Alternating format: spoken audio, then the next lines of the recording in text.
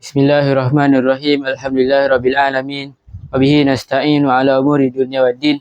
Wassalatu wassalamu ala man la nabiyya ba'dah wa ala alihi wa sahbihi wa man wala. Amma ba'd. Assalamualaikum warahmatullahi wabarakatuh. Alhamdulillah. Alhamdulillah alladzi bi ni'matihi tatimmus shalihat. Segala puji bagi Allah Subhanahu wa taala yang masih lagi mengizinkan kepada kita pada petang hari ini untuk kita mendengar sedikit qala Allah dan qala Rasul. Yang di mana ramai di luar sana yang tak dapat macam kita, yang Allah berikan kepada kita kesempatan untuk kita mendengar qala Allah dan qala Rasul. Dan nikmat masa lapang yang Allah berikan kepada kita sekarang ni dan kesihatan, itu adalah satu nikmat yang sangat besar. Dan antara nikmat yang sering dilupakan oleh pada manusia pada hari ini. Jadi insya-Allah di dalam satu sabda Nabi Muhammad sallallahu alaihi wasallam, nikmatani maghbunun fihi ma katsirun minan nas as-sihhatu wal faragh. Jadi apa yang Nabi kata? Antara nikmat yang sering dilupakan oleh manusia adalah, yang pertama adalah as-sihhatu, iaitu kesihatan, dan yang kedua adalah wal faragh, itu masa lapang. Jadi contoh, kalau ada orang tu Allah berikan kepada dia kesihatan, tapi Allah tak berikan kepada dia masa lapang, boleh tak untuk dia masuk kelas untuk mendengar qala Allah dan qala Rasul? Siapa tak boleh. Tapi kalau Allah dah berikan kepada kita, iaitu nikmat kesihatan dan nikmat masa lapang, jadi ucapkanlah alhamdulillah dan banyak-banyakkanlah bersyukur kepada Allah Subhanahu Wa Taala. Jadi dengan nikmat masa lapang dan nikmat kesihatan yang Allah berikan kepada kita pada hari ini,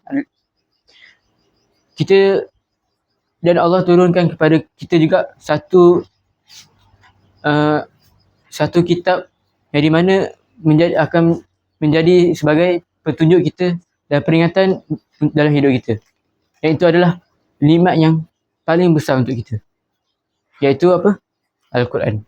Sebab kalau Al-Quran tak ada dalam hidup kita, ataupun kalau Allah tak turunkan Al-Quran pada kita, pasti kita semua ni dah rosak, dah ada dalam kesesatan. Ya, Al-Quran ni adalah petunjuk bagi kita, adalah petunjuk seharian bagi kita, dan untuk kita memahami Al-Quran, dan untuk kita mengambil peringatan dari Al-Quran. Sebab apa? Sebab itulah tujuan utama Al-Quran sebenarnya diturunkan kepada kita. Seperti mana dalam firman Allah SWT dalam surah Sad ayat ke-29. A'udzubillahi minasyaitonirrajim. Kitabun anzalnahu ilaika mubarakun liyadabbaru ayatihi wa liyatadzakkara ulul albab. Jadi apa yang Allah kata? Kitab ini diturunkan kepada engkau, wahai Muhammad, yang penuh keberkatan, yang penuh kebaikan, untuk kamu yadabbaru, untuk kamu tadabbur. Ataupun maksud tadabbur ni adalah kita fikir sejenak, ataupun kita fikir sementara apa yang sebenarnya Allah nak sampaikan kepada kita, apa yang larangan Allah nak beritahu kepada kita, dan apa perintah yang Allah nak beritahu kepada kita. Dan tujuan Al-Quran ni, apabila kita dah tadabbur, maka kita akan dapat hasilnya, iaitu kita akan dapat pengajaran dan ataupun peringatan, wali tazakkar. Tapi semua yang akan ambil Al-Quran ni untuk difahami, ataupun yang akan ambil Al-Quran ni sebagai peringatan ataupun pengajaran bagi seseorang tu, bukan semua orang, tapi hanyalah ulul albab, iaitu orang-orang yang berfikir. Jadi Al-Quran ni juga pada hari ini kita tujuannya adalah untuk tadabbur dan untuk kita mengambil pengajaran. Jelas bagi kita. Tapi sebaliknya kita nampak pada hari ini masyarakat ataupun ramai di antara manusia pada hari ini yang menjadikan Al-Quran sebagai apa? Sebagai kitab, ataupun Al-Quran ni dijadikan untuk dibaca pada waktu-waktu yang tertentu. Contohnya macam seperti malam Jumaat, ataupun pada waktu-waktu yang tertentu, bukannya pada setiap masa. Dan bila dah baca Al-Quran tu, masyarakat kita hari ni bila baca Quran, dia tak jadikan Al-Quran tu untuk dia faham. Dia tak jadikan Al-Quran tu untuk dia satu matlamat dia untuk fahamkan Al-Quran. Sepatutnya kalau kita faham Al-Quran ni, dia akan jadi petunjuk kita. Bahkan Al-Quran ni dia adalah petunjuk kita yang sebenar-benarnya petunjuk. Tapi pada hari ini kalau kita tinggalkan petunjuk, kalau kita tinggalkan petunjuk yang boleh membawa kita kepada syurga Allah SWT yang kita tunggu-tunggukan, tapi kita tak pakai petunjuk tu, boleh tak untuk kita pergi ke syurga Allah SWT? Bahkan masyarakat atau manusia yang meninggalkan Al-Quran ni, dia telah pun menjadi satu aduan Nabi kepada Allah Subhanahu Wa Taala di dalam suatu surah, iaitu surah Furqan ayat yang ke-30. Firman Allah Subhanahu Wa Taala, a'udzubillahi minasyaitonir rajim, wa qala ar-rasul ya rabbi inna qaumi ittakhazu hadzal qur'ana mahjura. Jadi apa yang Allah kata, telah berkata Rasul, iaitu Nabi Muhammad SAW. Nabi kata apa? Ya Rabbi, wahai Tuhanku. Nabi SAW mengadu pada Allah. Nabi kata apa? Inna qaumi ittakhazu hadzal qur'ana mahjura. Sesungguhnya kaumku ini telah menjadikan Al-Quran sebagai barang yang ditinggalkan ataupun sebagai barang peninggalan. Jadi mahjura di sini seperti mana kata Ibnu Mas'ud, dia ada 4 maksud. Yang pertama adalah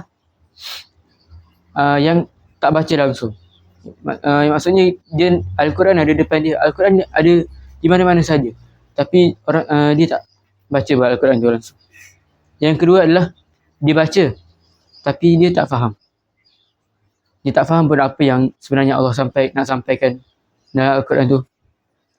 Yang ketiga adalah dia dah baca, dia dah faham, tapi dia tak amal. Dan yang keempat adalah dia dah baca, dia dah faham dan dia dah amal. Semua tu dah bagus dah, tapi dia tertinggal satu perkara. Itu apa?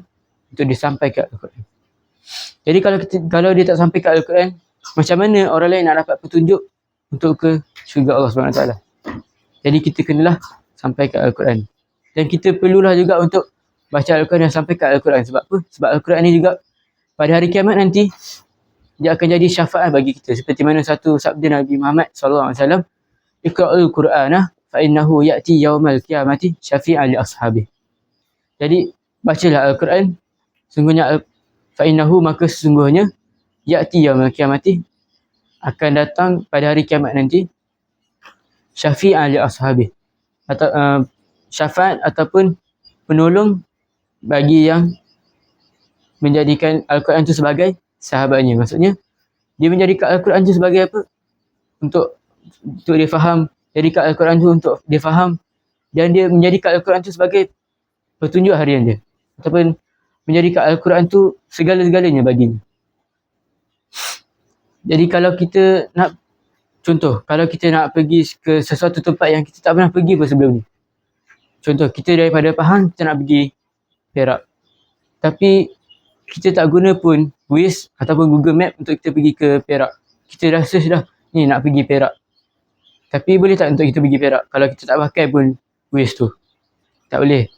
Jadi kita mestilah, kalau kita nak pergi ke sesuatu tempat yang kita tak pernah pergi, kita mestilah guna petunjuk ataupun maps. Tapi ni kita nak pergi ke syurga. Kita setiap hari cakap kita nak masuk syurga, kita nak masuk syurga. Tapi kita tak gunakan pun Al-Quran tu sebagai petunjuk kita untuk ke syurga ya Allah SWT. Padahal Al-Quran tu sendiri adalah petunjuk bagi kita, petunjuk harian ataupun petunjuk dalam hidup kita. Jadi seperti mana firman Allah SWT dalam surah Jumaah ayat yang ke-5, Allah kata perumpamaan bagi orang yang dia ada kitab, dia Allah turunkan kepada dia kitab, tapi dia hanya pegang dan tak amalkannya pun, tak fahamkan pun. Jadi Allah firman, a'udzubillahi minasyaitonirrajim, masalul ladzina humilut taurat kamatsalil himari yahmilu asfara. Jadi Allah kata apa? Perumpamaan bagi orang yang memikul Taurat ataupun memikul bebanan, ataupun dia ni Allah berikan kepada dia kitab, tapi dia tak amalkan pun, dia tak fahamkan pun. Allah kata seperti apa? Kamatsalil himari yahmilu asfara, seperti keldai yang memikul lembaran-lembaran. Jadi kalau kita tengok kan, keldai ni dia dah haiwan yang kita tahu seburuk-buruk haiwan. Ya, Allah kata suara yang paling buruk ataupun suara yang paling buruk adalah suara keldai ataupun himar. Allah kata apa? Inna ankaral aswati la sautul hamir. Seburuk-buruk suara adalah suara himar. Okey. Jadi kenapa Allah bagi perumpamaan dengan keldai ni? Sebab apa? Sebab dia macam kalau kita letak buku-buku dekat keldai. Keldai tu boleh buat apa-apa tak? Okey. Jadi kalau kita nak faham, kalau kita nak tahu apa isi-isi dalam Al-Quran tu, kita mestilah ambil dan buka. Tapi ini tak, kita hari ni sekadar baca dan simpan kat rak sampai berhabuk, sampai kita tak faham pun. Jadi Allah kata, jadi Allah sambung lagi, bi sama salul qaumil ladzina kazzabu bi ayatina. Itulah seburuk-buruk perumpamaan bagi orang yang mendustakan ayat-ayat kami ataupun yang mendustakan ayat-ayat Allah SWT. So Allah kata lagi, wallahu la yahdil qaumaz zalimin. Dan sesungguhnya dan Allah ni tidak akan memberi petunjuk kepada kaum yang zalim. Jadi kesimpulannya adalah kita jadikanlah Al-Quran ni sebagai apa? Sebagai petunjuk harian kita. Sebagai petunjuk dalam hidup kita. Dan janganlah kita meninggalkan Al-Quran walaupun sehari. Sebab apa? Sebab Al-Quran itulah petunjuk untuk kita ke syurga Allah SWT yang kita impikan ataupun yang kita tunggu-tunggukan. Jadi sekadar itu sahaja. Wallahu a'lam wa billahi taufiq wal hidayah. Assalamualaikum warahmatullahi wabarakatuh.